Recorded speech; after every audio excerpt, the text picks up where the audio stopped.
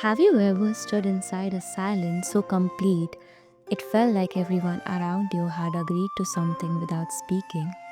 That happened to me at Shinjuku Station in Tokyo during a 14-minute train delay. A board overhead blinks red.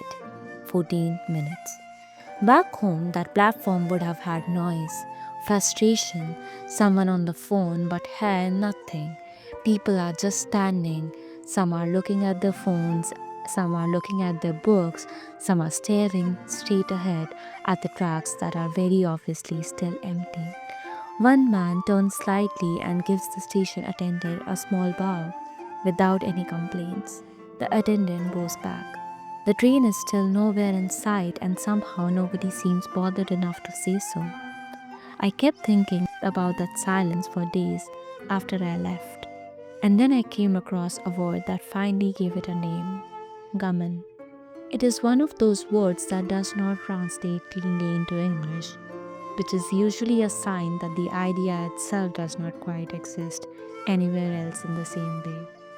Gaman means enduring what is hard, with patience, with dignity, without turning your discomfort into everyone else's. Not because someone is watching, not because there is a reward, just because that is who you have decided to be. There is an image that captures it perfectly: bamboo in a storm. It bends, sometimes almost completely, but it does not break. And when the storm passes, it returns quietly to standing like nothing ever happened. No bending the truth there. It really is that composed, and strangely enough, we have a lot of bamboos in Japan.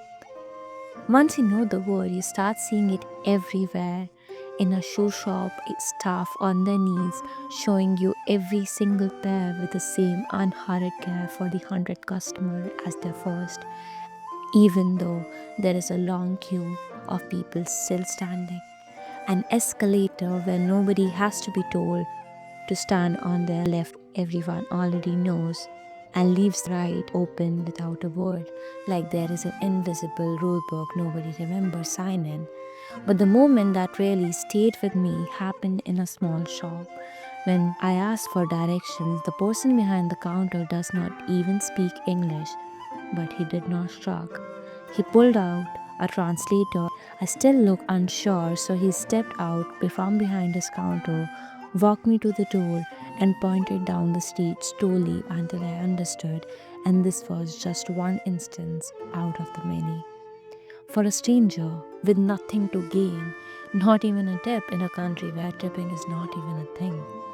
That is not training. This is a value so deeply held, it shows up when nobody is watching and nothing is at stake. And I think that is what is hardest to explain about Japan, because it would be easy to call all of this politeness, good manners, but standing inside it felt different. It felt like these people had made a quiet decision that the person next to them mattered. Not in a grand way, just you are here, I am here, so I'll hold the lane and wait for the doors and step out from behind my counter, because that is what sharing a world with other people actually looks like. What I brought home from Japan was not in a souvenir bag, it was small, three things that I have not been able to shake. That discipline is not restriction, it is respect. That helping someone when nothing is asked of you is the quietest way of saying you matter to me. And that stillness is not emptiness. The person who stays calm when everything around them is delayed or difficult is not passive. They are the strongest person in the room. The board still reads 14 minutes. The crowd is still quiet. Nobody is suppressing anything, they are just not making it everyone else's problem, and in doing that without a word, they are protecting everyone else's peace too. Japan did not change me dramatically, it just asked one question gently until I listened.